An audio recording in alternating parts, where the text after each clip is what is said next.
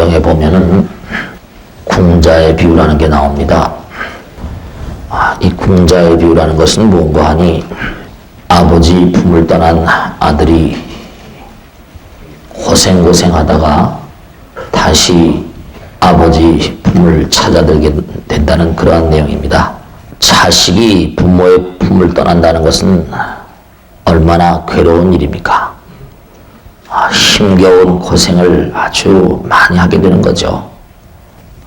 구정과 추석 때가 되면 객지 생활을 오래 하다가 고향을 찾아들게 됩니다.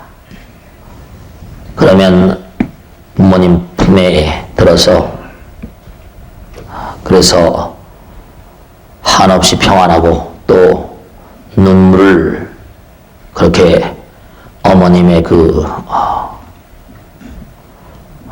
치맛자락에 쏟기도 하고 그러지 않습니까?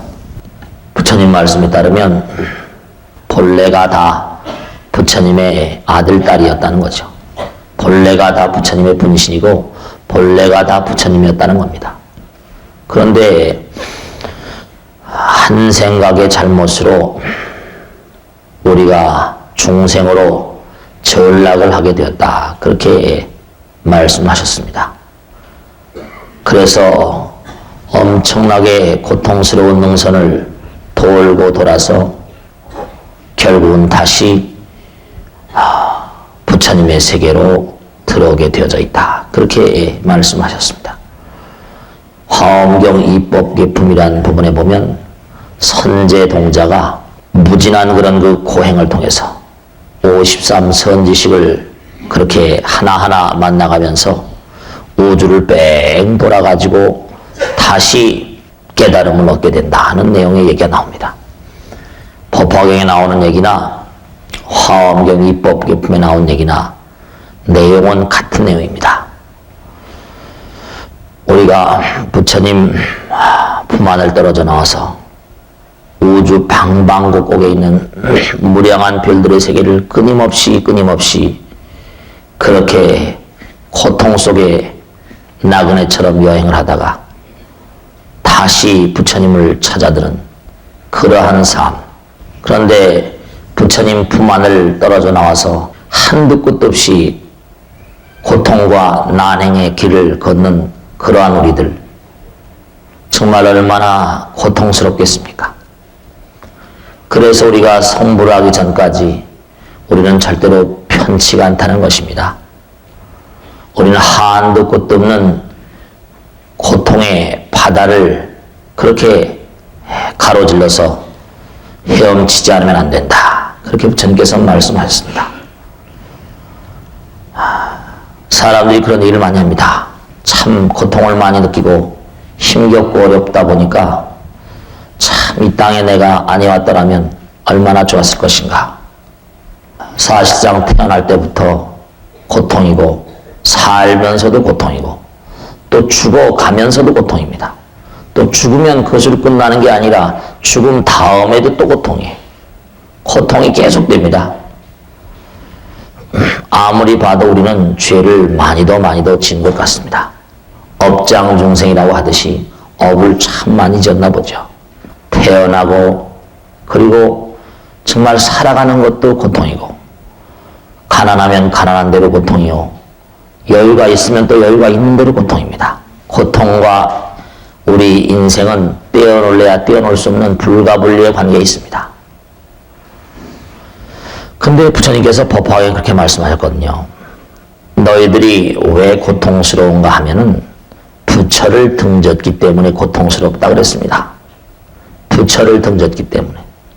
우리가 부처님의 품 안에 들어있으면 편안하고 우리가 부처님의 품 안에 들어있으면 한없는 연락이요 희열일 텐데 부처님을 등졌기 때문에 부처님 말씀에 따르면 그렇게 말씀하십니다.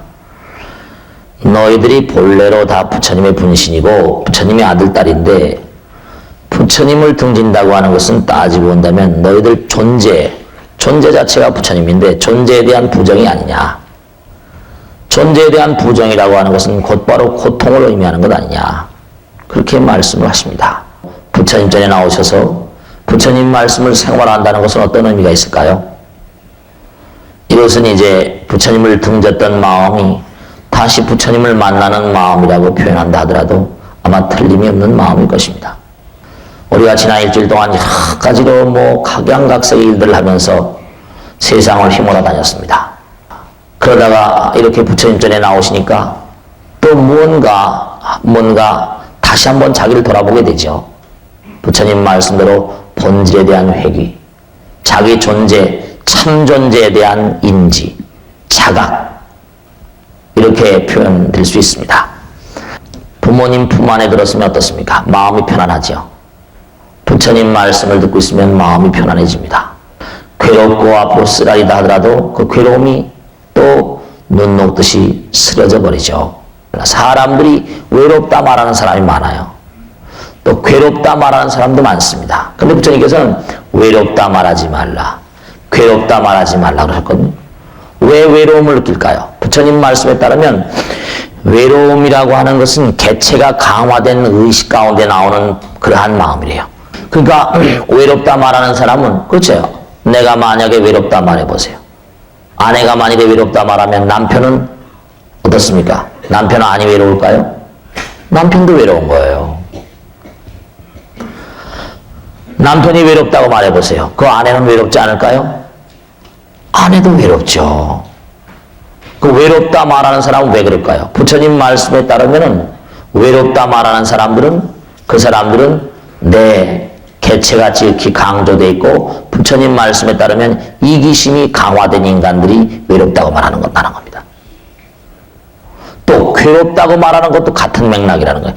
괴롭다라고 말하는 것도 지금 말씀했죠? 부처님 품 안으로부터 멀어졌을 때 괴롭습니다.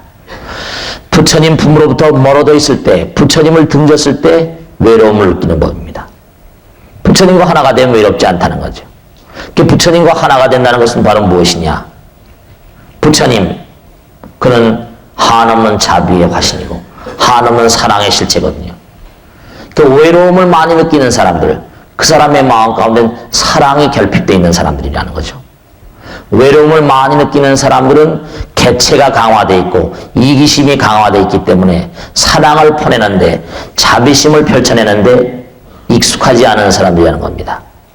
자기 마음의 본질에 문제가 있음을 스스로 깨달아야 됩니다. 부처님을 잘 모르는 사람들. 왜냐? 자기의 본질이 부처이기 때문에.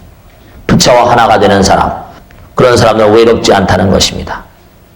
그러니까 우리가 부처님 전에 이렇게 나와서 부처님 말씀을 이렇게 생활하게 되면 외로움이 눈 녹듯 사라져버리죠. 외로움 속에 있을 때 부처님 말씀을 들으면 심오해져라. 우리가 외롭고 쓸쓸하고 괴로울 때 염주를 잡고 한참 부처님을 찾아보세요. 관세음보살님 한참 찾아보세요. 108배를 열심히 해보세요. 그러면 외롭다는 말이 나오지 않죠. 외롭다는 말을 한다는 것은 다시 한번 자기 자신을 돌아봐야만 되는 그러한 내용의 가르침입니다.